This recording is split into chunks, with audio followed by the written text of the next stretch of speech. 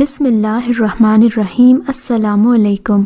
اردو کہانی سینٹر میں خوش آمدید۔ آج میں بے حد خوش تھی۔ آج میری بہو کا میرے گھر میں دوسرا دن تھا۔ اس نے اپنے ہاتھوں سے کھیر بنانا تھی۔ میں صبح اٹھی اور جلدی سے ناشتہ بنانے کچن میں چلی گئی۔ ابھی آٹا گوندھ کر باہر آئی تھی کہ میرا 16 سالہ بیٹا اصغر بھی اپنے کمرے سے آنکھیں ملتا باہر آ گیا، لیکن اسے دیکھ کر میری تو چیخ نکلتے نکلتے بچی۔ اس کے چہرے اور گردن پر لال رنگ کے نشان لگے تھے۔ ایسا لگتا تھا کسی رنگ کا نشان ہے یا کوئی میک اپ لگا رکھا ہے۔ میں نے یہ دیکھا تو پریشان ہو گئی۔ آگے بڑھ کر بیٹے کا چہرہ ہاتھوں میں لے لیا۔ بیٹا، یہ تمہارے چہرے کو کیا ہوا ہے؟ کیا کچھ لگا رکھا ہے؟ میں نے پوچھا۔ لگا کہ وہ کوئی شرارت کر رہا ہے، کیونکہ میرا بیٹا خاصی شرارتی طبیعت کا مالک تھا، مگر اس کے چہرے سے لگ رہا تھا کہ وہ بھی اس بات سے بے خبر ہے۔ امی، کون سا داغ؟ میں نے تو کچھ نہیں کیا، اس نے حیرت سے پوچھا۔ تب میں نے اسے شیشہ دکھایا تو وہ بھی حیران رہ گیا۔ بولا، امی میں تو واقعی نہیں جانتا، یہ رنگ میرے چہرے پر کیسے آ گیا؟ وہ خود بھی حیران ہو رہا تھا۔ تب میرا ذہن اس کے دوستوں کی طرف گیا کہ مبادا ان لوگوں نے کہیں میرے بیٹے کے ساتھ کوئی شرارت نہ کر دی ہو۔ ابھی ہم لوگ یہ باتیں کر ہی رہے تھے کہ سائمہ بہو اور ساجد بیٹا بھی اپنے کمرے سے باہر آ گئے۔ وہ ناشتے کی ٹیبل پر بیٹھے تو سائمہ گمسم سی لگ رہی تھی۔ وہ مجھ سے نظریں نہ ملا پا رہی تھی، جیسے مجھ سے کوئی بات چھپا رہی ہو۔ میں نے سلام کیا تو سلام کا جواب بھی نہ دیا، کسی گہری سوچ میں گم تھی۔ ساجد نے بھی اس بات کو نوٹ کیا، لیکن ہم میں سے کوئی بھی کچھ نہیں بولا۔ ہم جانتے تھے اس کا اس گھر میں دوسرا تیسرا دن ہے اور اسے ہمیں سمجھنے میں وقت تو لگے گا۔ تھوڑی دیر کے بعد میرا بڑا بیٹا ساجد ناشتہ کرنے کے بعد آفس چلا گیا۔ اب ناشتے کی میز پر صرف بڑی بہو بیٹھی تھی۔ میں کچن میں اس کا انتظار کر رہی تھی، جبکہ میرا بیٹا اصغر اپنے کمرے میں چلا گیا تھا۔ شاید وہ بھابھی کے سامنے ایسے گندے منہ کے ساتھ بیٹھنا نہیں چاہتا تھا۔ میں تھوڑی دیر انتظار کرتی رہی کہ کب سائمہ آئے اور کھیر بنانا شروع کرے۔ تب میں نے اسے ہلکی سی آواز بھی دی، مگر اس نے آواز نہ نکالی۔ میں پریشان ہو کر باہر آئی تو دیکھا سائمہ میز پر موجود نہیں تھی۔ میں نے اس کے کمرے میں جھانکا، وہاں بھی کوئی نہ تھا۔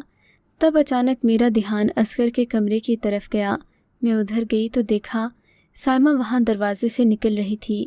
مجھے دیکھ کر یکدم چونک گئی۔ میں نے کہا، بہو تم یہاں کیا کر رہی ہو؟ اس کے چہرے کا رنگ زرد پڑ گیا، جیسے کسی نے اس کی چوری پکڑ لی ہو۔ کہنے لگی، یوں ہی امی، میں کمرہ بھول گئی تھی۔ میرے کمرے کا دروازہ بھی تو ایسا ہی ہے۔ اس کی بات پر مجھے حیرت ہوئی کہ کوئی اپنا کمرہ کیسے بھول سکتا ہے، لیکن میں پھر چپ ہو گئی۔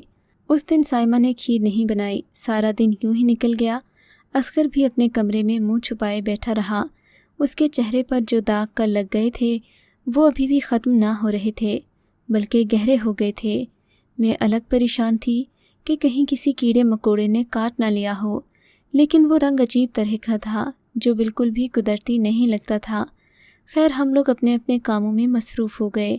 میرا بیٹا اصغر اکثر دن کو سونے کا عادی تھا، اس لیے میں نے اسے کچھ نہ کہا۔ امید تھی کہ وہ شام تک خود ہی ٹھیک ہو جائے گا۔ شام کو ہمارے گھر میں چھوٹا سا فنکشن تھا۔ مہمان اکٹھے ہو گئے۔ مجھے اپنے بیٹے کا خیال ہی نہ رہا۔ میں نے اپنے سب مہمانوں سے اپنی بہو کو ملوایا۔ نہ جانے کیوں کوئی بھی میری بہو سے مل کر خوش نہیں ہوا۔ ابھی چند ایک خواتین ہی سائمہ سے ملی تھیں کہ سائمہ نے اپنا سر پکڑ لیا اور اپنے کمرے میں چلی گئی۔ میں اس کے پیچھے پیچھے گئی۔ سائمہ بیٹی، کیا ہوا ہے؟ تم مہمانوں سے اٹھ کر آ گئیں؟ یہ سب لوگ تم سے ملنے آئے ہیں۔ تمہارے خاندان کی خواہش پر ہم نے شادی میں بھی کم لوگوں کو بلایا تھا، لیکن اب تم مہمانوں سے بھی نہیں مل رہی۔ بیٹا، ہمارا ایک خاندان ہے، رکھ رکھاؤ ہے، لوگ کیا سوچیں گے؟ چلو شاباش، چل کر مہمانوں سے ملو۔ میں نے اسے پیار سے سمجھایا، مگر سائمہ کسی صورت نہیں مان رہی تھی۔ کہنے لگی کہ میں ان لوگوں سے نہیں مل سکتی، میری طبیعت زیادہ لوگوں میں گھبرا جاتی ہے، اسی لیے میرے گھر والوں نے بھی آپ سے یہی کہا تھا کہ شادی میں چند لوگوں کو ہی بلائیں اور کوئی وجہ نہیں۔ سائمہ کی عجیب و غریب باتیں میری برداشت سے باہر تھیں، مگر کیا کرتی، وہ میرے بیٹے کی پسند تھی۔ میرے بیٹے نے خود اسے ایک پارٹی میں پسند کیا تھا، اس کے بعد وہ اس کا دیوانہ ہو گیا اور مجھے مجبور کیا کہ میں اس کے گھر رشتہ لے کر جاؤں۔ حالانکہ میرا ایسی لڑکی کو بہو بنانے کا کوئی ارادہ نہیں تھا جس کے نہ خاندان کا اتا پتہ ہو، نہ اس کی عادتوں کے بارے میں کوئی علم ہو۔ خیر، اب جو ہونا تھا اسے تو بدلا نہیں جا سکتا تھا۔ اگلے دن سائمہ نے کھیر بنانی تھی۔ اس دن بھی میں نے سارا انتظام کیا، کیونکہ میں جانتی تھی کہ اگر بہو کا مزاج نہ ہوا تو وہ آج بھی کھیر نہیں بنائے گی، اور یوں گھر کے کاموں کا بوجھ بدستور میری بوڑھی ہڈیوں پر ہی رہے گا۔ میں سائمہ سے جلد از جلد گھر کے کاموں کو شروع کروانا چاہتی تھی، مگر سائمہ کوئی دلچسپی نہیں لے رہی تھی۔ وہ اپنے کمرے میں رہتی یا زیادہ تر چھت پر وقت گزارتی۔ اگلے دن میں نے کھیر، بادام وغیرہ سب کچھ تیار کر رکھا تھا۔ سائمہ کے لیے تو بس چمچ ہلانا باقی تھا۔ تھوڑی دیر چمچ ہلانے کے بعد سائمہ کہنے لگی، اماں جی، میرا خیال ہے کہ اب اس میں چمچ ہلانے کی ضرورت نہیں ہے، میں کھیر کو ہلکی آنچ پر پکنے کے لیے رکھ دیتی ہوں، تھوڑی دیر کے بعد آ کر دیکھ جاؤں گی۔ اچھا بیٹی، ٹھیک ہے، جیسے تمہاری مرضی، میں نے کہا، لیکن سائمہ مجھ سے نظریں چراتی کچن سے نکل گئی۔ بے اختیار میں نے اس کا پیچھا کیا تو دیکھا وہ اصغر کے کمرے میں جا رہی تھی۔ مجھے حیرت ہوئی کہ بار بار مجھ سے چھپ کر وہ اصغر سے بات کیوں کرتی ہے، جبکہ اصغر تو اس گھر کا بچہ تھا، اس سے بات کرنے کے لیے کسی سے چھپانے کی بھلا کیا ضرورت تھی۔ میں بھی سیدھا کمرے میں گئی تو دیکھا سائمہ بھی اصغر کے پاس ہی کھڑی کچھ بات کر رہی تھی۔ مجھے دیکھ کر یکدم گھبرا گئی اور کمرے سے نکل گئی۔ اس کی یہ حرکت مجھے بڑی عجیب لگی۔ اب یہ دوسری بار تھا جو سائمہ میرے سامنے اصغر سے بات کرنے پر کترا رہی تھی۔ میں نے دل میں سوچ لیا کہ اب اس محترمہ پر نظر رکھوں گی کہ یہ کیا کرتی ہے، میرے بیٹے سے آخر اس کا کیا تعلق ہے۔ خیر، میں نے اصغر سے بھی پوچھا۔ وہ کہنے لگا، بھابھی میرا حال احوال پوچھنے آئی تھیں، باقی تو ان کا رویہ میرے ساتھ بہت اچھا ہے، انہوں نے مجھ سے ایسی کوئی بات نہیں کی کہ آپ کو پریشانی ہو۔ بیٹے کے کہنے پر میں مطمئن تو ہو گئی، لیکن دل میں شک کا کانٹا چھپ گیا تھا جو نکلنا مشکل ہو رہا تھا۔ میرا بیٹا ساجد شام کو گھر آیا تو میں نے اس سے اصغر کی بیماری کا ذکر کیا۔ اصغر دن بدن کمزور ہوتا جا رہا تھا اور اس کے چہرے پر پڑنے والے دھبے گہرے ہو رہے تھے۔ لال رنگ کے دھبے نہ صرف اس کے چہرے کو بدنما کر رہے تھے بلکہ اس کے لیے پریشانی کا باعث بھی بن رہے تھے۔ تب میں نے سوچا کہ گھریلو ٹوٹکے کرنے سے اچھا ہے کہ مفتی صاحب کے ہاں جا کر اپنے بیٹے کو دم ڈلوا لاؤں۔ وہ اکثر ہمارے گھر میں علاج کرنے آتے تھے اور ان کی دعا سے اکثر ہم ٹھیک بھی ہو جاتے۔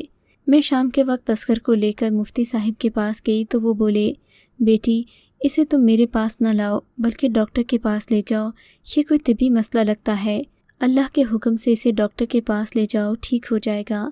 مفتی صاحب کی بات سن کر میں اپنے بیٹے کو ہاسپٹل لے گئی۔ ہاسپٹل والوں نے ہمیں بتایا کہ آپ کے بیٹے کو کوئی بیماری نہیں ہے، یہ داغ وقتی طور پر الرجی کے باعث ہو جاتے ہیں اور کبھی کبھی ان داغوں کا گہرا ہونا بھی نارمل بات ہے، پریشان ہونے والی کوئی بات نہیں۔ ڈاکٹرز کی بات سن کر میں مطمئن تو نہیں ہوئی تھی، لیکن کیا کرتی، اور کوئی چارہ بھی نہیں تھا، خود اس بارے میں جانتی نہیں تھی۔ اگلے دن میں نے سوچا کہ اپنے بیٹے کو اپنے ہاتھوں سے کھانا بنا کر کھلاؤں گی، اسے ٹھنڈی پٹیاں رکھوں گی، شاید وہ ٹھیک ہو جائے۔ کیا پتہ وہ باہر کا کھانا کھا کر ایسی حالت کر بیٹھا ہو۔ اکثر وہ اپنے دوستوں کے ساتھ باہر آتا جاتا تھا، لیکن اس کی نوبت نہیں آئی۔ یہ شام کے 8 بجے تھے۔ میں اپنے بیٹے کے لیے کبوتر کی یخنی بنا رہی تھی کہ مجھے اصغر کے کمرے سے شور و غل کی آواز آئی۔ میں بھاگتے ہوئے وہاں پہنچی تو دیکھا سامنے کا منظر بدلا ہوا تھا۔ کمرے کے دروازے میں میرا بڑا بیٹا ساجد کھڑا تھا، جبکہ میری بہو سائمہ بیڈ کے پاس کھڑی تھی اور میرا چھوٹا بیٹا بستر پر نیم دراز تھا۔ اس کی حالت عجیب سی لگ رہی تھی، لگتا تھا جیسے وہ کسی دوا کے زیر اثر رہا ہو۔ اس کی آنکھیں لال ہو رہی تھیں اور چہرہ سوجا ہوا تھا۔ اسے دیکھ کر میرا کلیجہ منہ کو آ گیا، جبکہ میرا بیٹا ساجد غصے سے لال پیلا ہو رہا تھا اور سائمہ پر برس رہا تھا۔ میں سمجھ نہیں سکی کہ ان دونوں کے مابین ایسی کیا لڑائی ہوئی ہے کہ بات یہاں تک آ گئی۔ دونوں ایک دوسرے پر برس رہے تھے۔ ساجد کی تو کوئی بات سائمہ سننے میں نہیں آ رہی تھی۔ تب غصے میں ساجد کے منہ سے طلاق کے الفاظ نکلے اور سائمہ پتھر ہو کر رہ گئی، لیکن ساجد نے یہیں بس نہیں کیا۔ 3 طلاقیں دینے کے بعد اس نے سائمہ کو ہاتھ سے پکڑا اور گھسیٹتا ہوا گھر سے باہر لے گیا۔ اس منظر کو محلے والوں نے بھی دیکھا۔ شادی کے 1 ہفتے بعد ہی میرے بیٹے نے اپنی نئی نویلی دلہن کو مار پیٹ کر گھر سے نکال دیا۔ ہمارے لیے یہ بڑے شرم کی بات تھی، مگر بیٹے کو ایسا کیا پتہ چلا کہ دونوں میں اس قدر سخت لڑائی ہو گئی، یہ میں نہیں جانتی تھی۔ میں نے اپنے بیٹے سے لاکھ بار پوچھا، بیٹا آخر مجھے تو بتا دو، ایسی کیا بات ہوئی کہ تم نے سائمہ کو سیدھے گھر سے ہی نکال دیا؟ اس نے کوئی جواب نہیں دیا۔ ہم نے دروازہ بند کر دیا۔ سائمہ نہ جانے کہاں گئی، تھوڑی دیر وہ دروازہ پیٹتی رہی تھی، اس کے بعد روتی دھوتی کہیں چلی گئی۔ مجھے سائمہ پر ترس آ رہا تھا، جو شادی کے تیسرے ہی دن مطلقہ ہو کر اپنے گھر جا رہی تھی۔ میں نے سوچا نہیں تھا کہ یہ سب ایسے ہو جائے گا، اگرچہ مجھے اپنی بہو سے کوئی محبت نہ تھی، مگر پھر بھی ایک عورت کا گھر برباد ہوتے میں کیسے دیکھ سکتی تھی؟ میں بھی بیٹیوں والی ماں تھی۔ رات بھر مجھے نیند نہ آئی، سوچتی رہی کہیں میری بہو کی بددعا میری بیٹیوں کو نہ لگ جائے اور وہ بھی بے آسرا نہ ہو جائیں۔ رات بھر اسی پریشانی میں کٹ گئی۔ صبح اٹھی تو میرا بڑا بیٹا ساجد گھر پر نہیں تھا۔ میں نے اسے فون کیا مگر اس نے میرا فون بھی نہ اٹھایا۔ بڑے بیٹے کو کمرے میں نہ پا کر میں اصغر کے کمرے کی طرف گئی۔ اس کی طبیعت بھی ٹھیک نہ تھی۔ وہاں جا کر دیکھا تو وہ بھی کمرے میں نہیں تھا۔ مجھے پریشانی ہوئی اور حیرت بھی کہ صبح صبح دونوں بچے کہاں چلے گئے۔ تھوڑی دیر کے بعد خود ہی ساجد کا فون آ گیا، کہنے لگا امی میں ہاسپٹل میں ہوں۔ دراصل اصغر کی طبیعت بہت خراب تھی، اسی لیے میں اسے ہاسپٹل لے آیا۔ میں نے خدا کا شکر ادا کیا کہ یہ کام میرے اٹھنے سے پہلے ہی ہو گیا۔ میں نے ڈرائیور سے گاڑی نکالنے کا کہا اور تھوڑی دیر کے بعد خود بھی ہاسپٹل پہنچ گئی۔ ڈاکٹرز نے بتایا کہ آپ کے بیٹے اصغر پر کسی زہریلے کیڑے نے حملہ کیا ہے، لیکن ہمارا گھر صاف ستھرا تھا، کسی کیڑے مکوڑے کا تو نام و نشان بھی نہیں تھا۔ ڈاکٹرز کی تشخیص نہ ہو سکی۔ میں بھی چپ ہو گئی کہ چلو ہمارے بیٹے کا علاج ہو جائے، یہی کافی ہے۔ اس کا چہرہ سوج چکا تھا، عین ممکن تھا کہ اس کے جبڑے اور گلے کے غدود پھولنے سے اس کا سانس لینا بھی مشکل ہو جاتا۔ اس دن شام کو اصغر ہاسپٹل سے ڈسچارج ہو گیا، لیکن ڈاکٹرز نے کہا کہ اسے تازہ ہوا اور کھلے ماحول میں رکھا جائے۔ ممکن ہے کہ اس بیماری کا حملہ دوبارہ ہو اور آپ کے بیٹے کی طبیعت پھر سے خراب ہو جائے۔ میں اپنے بیٹے کو لے کر کافی پریشان تھی۔ ساجد تو بیچارہ ٹوٹ ہی گیا تھا۔ اپنی بیوی کو طلاق دینے کے بعد وہ خوش نہ تھا، بلکہ ہر دم پریشان رہتا۔ میں نے اسے دوسری شادی کا بھی کہا، لیکن وہ اکثر یہی کہتا کہ اب اسے کسی پر اعتبار نہیں رہا۔ کچھ عرصے کے بعد تھک ہار کر میں نے بھی لڑکیوں کو تلاش کرنا چھوڑ دیا، لیکن اپنے بیٹے کو پریشان دیکھ دیکھ کر میرا دل کڑتا۔ میں چاہتی تھی کہ اس کی پریشانی کا کوئی حل نکالوں اور اس کی زندگی دوبارہ سے خوشیوں سے بھر دوں۔ ایک دن میں اپنی سہیلی کے گھر گئی۔ اس نے مجھے بتایا کہ وہ ایک رشتے کروانے والی عورت کو جانتی ہے۔ عورت کی خاص بات یہ ہے کہ وہ صرف اور صرف انتہائی خوبصورت لڑکیوں کے رشتے فراہم کرتی ہے۔ ایسا نہیں ہو سکتا کہ وہ تمہیں کسی لڑکی کے بارے میں بتائے اور تم اسے پسند نہ کر سکو۔ اس کے پاس تو خوبصورت سے خوبصورت لڑکی کا رشتہ موجود ہے۔ یہ سن کر میں خوش ہو گئی کہ شاید میرے بیٹے کے لیے کوئی اچھا رشتہ مل جائے۔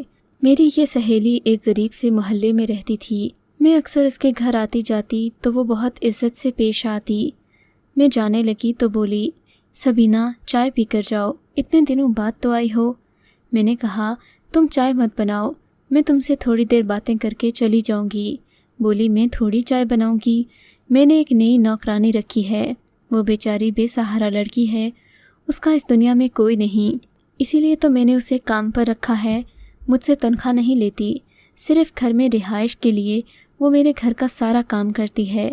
وہ بتا رہی تھی اور میں اسے رشک بھری نظروں سے دیکھ رہی تھی کہ کاش ایسی کوئی لڑکی مجھے بھی مل جائے۔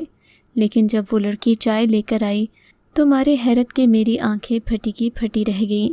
یہ لڑکی کوئی اور نہیں، میری بہو سائمہ ہی تھی، جسے آج سے 6 مہینے پہلے میرے بیٹے نے گھر سے دھکے دے کر نکالا تھا۔ اس کی حالت بری تھی، آنکھوں کے نیچے گہرے حلقے تھے اور چہرے پر پچھتاوے کے آنسو تھے۔ میں اسے دیکھ کر حیران رہ گئی، مگر بولی کچھ نہیں۔ میں اپنے بیٹے کو دل ہی دل میں کوس رہی تھی، مگر پھر جب میری سہیلی نے سائمہ کی حقیقت بتائی تو میری آنکھوں پر بندھی وہ پٹی اتر گئی جو سائمہ کی محبت اور مظلومیت نے باندھی تھی۔ سبینہ نے بتایا کہ سائمہ کا تعلق ایک ایسے حلقے سے ہے جہاں پر صرف یہی نہیں، اس جیسی کئی لڑکیاں ہیں जो लड़कों को अपनी खूबसूरती के जाल में फंसाती हैं और फिर उन्हें शादी के लिए राज़ी करती हैं। लड़के जब शादी के लिए तैयार हो जाते हैं तो ये तरह तरह की शर्तें रखकर उनकी सारी दौलत अपने नाम करवा लेती हैं, लेकिन कभी कभी ये लोग अपनी चालाकी के बाइस पकड़े जाते हैं। इन पर हर कोई भरोसा तो करता है, लेकिन जब ये किसी असर रसूख वाले शख्स के साथ ऐसा धोखा करने की कोशिश करते हैं तो यकीनन इनका हाल बुरा ही होता है। यही कुछ इस लड़की के साथ भी हुआ। चंद महीने पहले इसकी एक अमीर घराने में शादी हुई थी। लड़की ने मुझे बताया कि अब चूँकि उसकी उम्र शादी के लिए मुनासिब थी, इसलिए उसकी माँ ने कह दिया था कि वो अब इस शादी को निभाने की कोशिश करे और हरगिज़ भी किसी के सामने अपनी असलियत का इजहार ना करे, ना ही ज़्यादा लोगों से मिले, क्योंकि अब उसका हुस्न मान पड़ता जा रहा था और मुमकिन था कि 2 या 3 साल के अरसे के बाद उसके बालों में चांदी उतर आती। इसलिए उसकी माँ ने उसे अब घर बसाने का उंदिया तो दे दिया था, लेकिन ऐसी लड़कियां कब टिक कर बैठती हैं। जहाँ इस लड़की की शादी हुई वो बहुत अमीर लोग थे, मगर तुम तो जानती हो ये लोग हर तरह की तहकीकात करने के बाद शादी ब्याह करते हैं। लड़की को मालूम था कि इसके शौहर की सारी जायदाद इसके छोटे भाई के नाम है।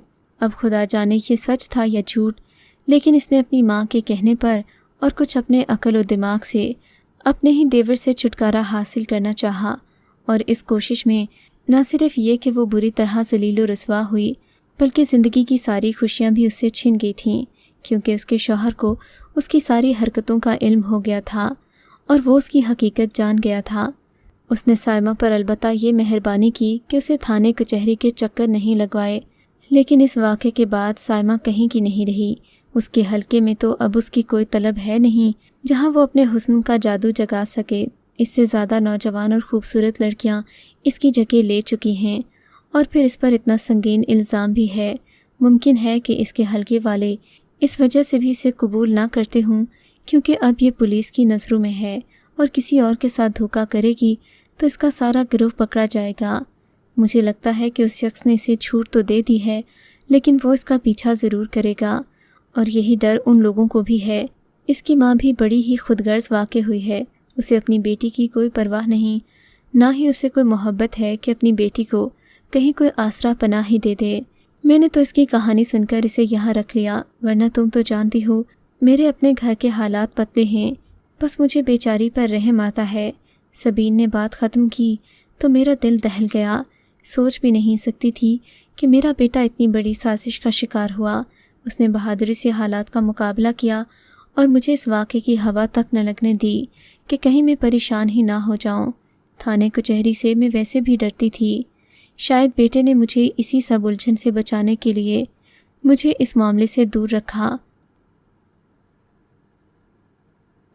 अगर आपको ये कहानी अच्छी लगी है तो इस वीडियो को लाइक कीजिए और इस तरह की मज़ीद वीडियोस देखने के लिए हमारे चैनल को सब्सक्राइब कीजिए।